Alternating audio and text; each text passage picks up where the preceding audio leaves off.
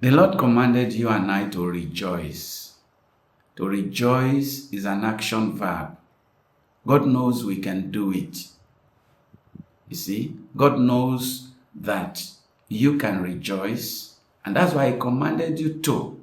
If we could not rejoice, and God commanded us to rejoice, it means God is demanding too much from us. But it's not. You see, rejoicing is what you do irrespective of what happens in your life. To rejoice means to work on yourself to make the best of the situation.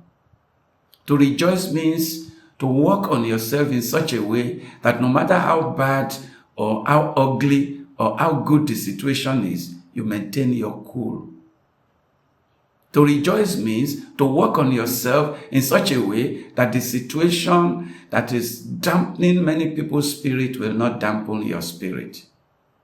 To rejoice means to be strong in the midst of tribulation, to be strong in the midst of problems, to keep going when every other person have retired, to keep fighting when everybody is down, to keep up the hope when everybody have lost the hope, to keep faith when it look as if the situation is impossible. That is what it means to rejoice. He commanded you and I to rejoice because He knows you can do it. To rejoice does not depend on what is happening around you. You see, it's different from being happy. To rejoice is not a spontaneous thing. Happiness can be spontaneous. If you get food, you are happy. Somebody give you money, you are happy. You got a job, you are happy. You got a woman that you really love to marry, you are happy. You got that guy you've been eyeing. He comes and says, hello, baby. You are happy. Your heart beats. Because something is happening. And that thing that is happening is spontaneously. It triggers a spontaneous response from you. That is happiness. God is not saying, we should wait for things to make us happy. He says we should make ourselves happy. That's why 1 Thessalonians chapter 5 verse 16, God command, rejoice evermore. Check it there. 1 Thessalonians chapter 5 verse 16. And in Philippians chapter 4 verse 4, God said, rejoice in the Lord always. And again, I say unto you, rejoice. You see, God is emphasizing it. He's not saying when the situation is good and everything is good around you, you will be happy. No, He doesn't need to tell you to be happy because He knows that when you have money or when something good happens, it's spontaneous. It's natural. You will just be happy. But God is saying, don't wait for things to happen. Don't wait for the right moment. And this is where faith connects with rejoicing.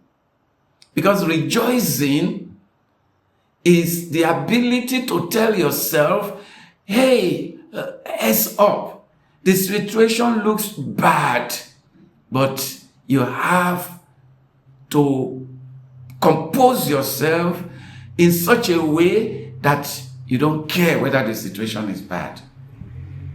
Can we be happy when bad things happen? Can we rejoice? Pardon me. Can you rejoice when something bad happens? Decidedly, yes, you can. When something bad happens, maybe somebody who is close and dear to us died, you miss the departed one. We love the departed one. We mourn the departed one, but yet we rejoice in the Lord our God.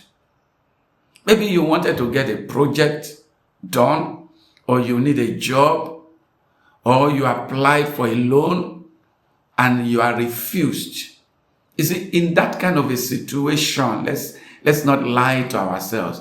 It's difficult to rejoice, but God commands we should rejoice. When that kind of situation happens, we're supposed to say, hey, that's not the end of my life.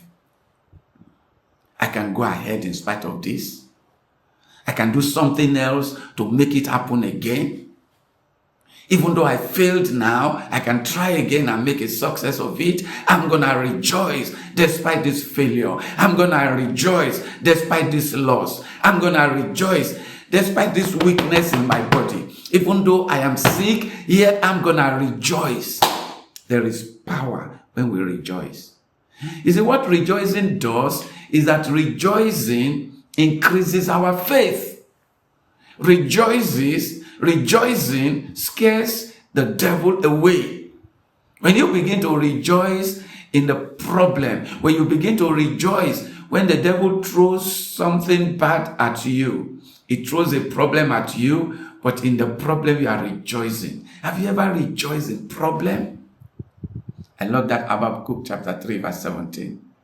He said, even though the fig tree will not blossom, even though things are not happening the way I planned, yet I'm going to rejoice in the Lord my God. Oh my God, I love that.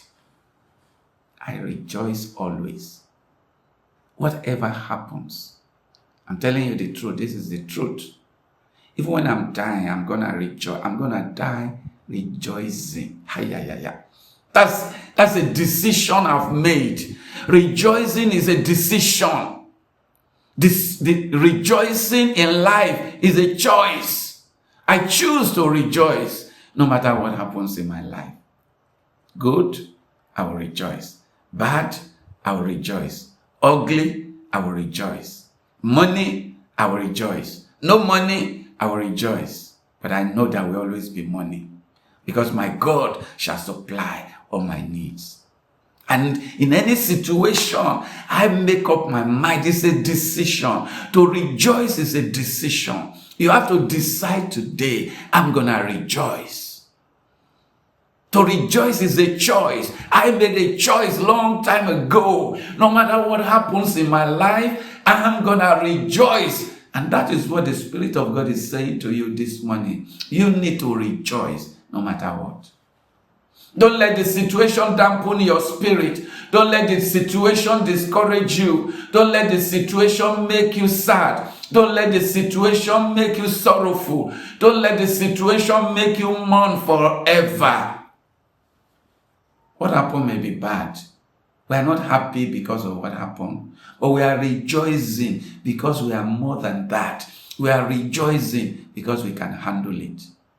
A man that rejoices in tribulation is the man that has faith in God. You know what James chapter 1 verse 2 says? He said, count it all joy when you fall into diverse temptations. Meaning, count it joy when you have problem. Oh, yeah. I love that. Do you rejoice when you are facing challenges? Do you rejoice when you are having problems? Do you rejoice when things are not going good? That is what you need to do. That's the spirit of a conqueror. That's the spirit of a winner. A winner rejoices when he loses the battle because he knows, I'm going to fight another battle and this time I'm going to win. Rejoice. God command. Rejoice. God is asking you, rejoice. Not just for a moment. He said, rejoice evermore. Oh, my God, I love that. He said, rejoice in the Lord always. Not rejoice sometimes. He said, rejoice in the Lord always. And again, I say unto you, rejoice. Rejoice. Rejoicing is a state of mind. A state of mind is the decision you make based on an emotion, based on a feeling. Your state of mind is what you believe with a feeling. I believe in rejoicing and I feel good about it. God is with you. Rejoice. Can you sing this song? I have joy in my heart. Joy in my heart. Joy in my heart today. Hallelujah. Joy in my heart. Joy in my heart. Joy in my heart today. And you will rejoice when you remember that in the presence of God there is fullness of joy. At his right hand there are pleasures forever. In the presence of God there is no room for sadness. There's no room for sorrow. When you are in sorrow, God can't be there because there is full. The room of God is too full of joy. There is no space for sorrow. Stop being sorrowful. Stop mourning. Need to begin to rejoice. It's something you do to yourself, not something that happens to you. You do it to yourself. I'm going to rejoice no matter what. And this is what the Spirit of God is saying to the churches. Thank you for listening.